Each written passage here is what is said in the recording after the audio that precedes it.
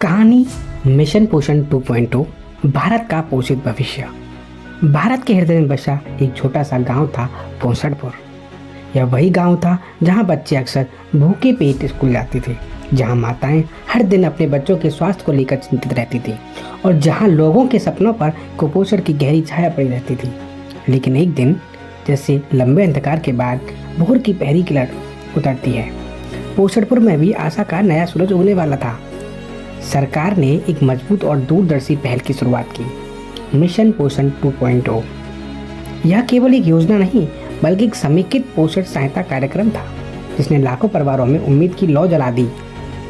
गांव में अब एक नया दृश्य दिखने लगा। मुस्कुराते बच्चे, आंगनबाड़ी कार्यकर्ताओं द्वारा परोसा जा रहा गर्म भोजन और महिलाओं का पोषण सत्रों में उत्साहपूर्वक शामिल होना।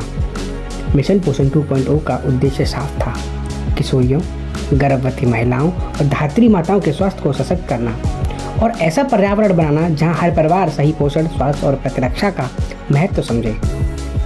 इस मिशन के तहत 3 महत्वपूर्ण योजनाएं मिलकर काम कर रही थी। प्रथम, आंगनबाड़ी सेवाएं, किशोरी बालिका योजना और पोषण अभियान, राष्ट्रीय पोषण मिशन।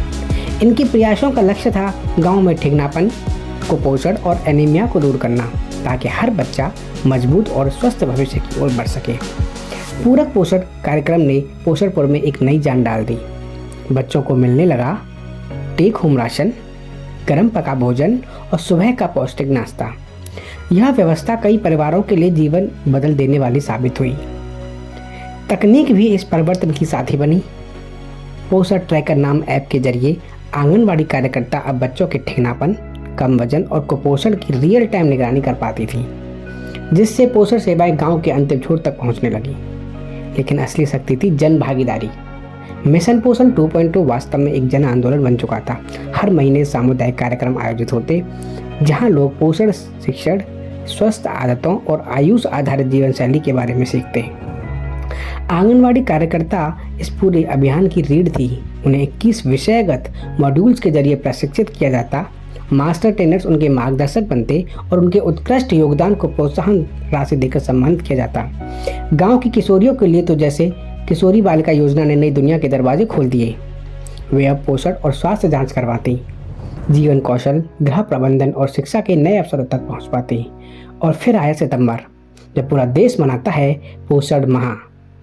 पोषणपुर में वहाँ के मेले, नाटक, रैलियां और गीत सभी के मन में यह संदेश जगाते कि पोषण केवल भोजन नहीं, यह एक सशक्त राष्ट्र की नींव है।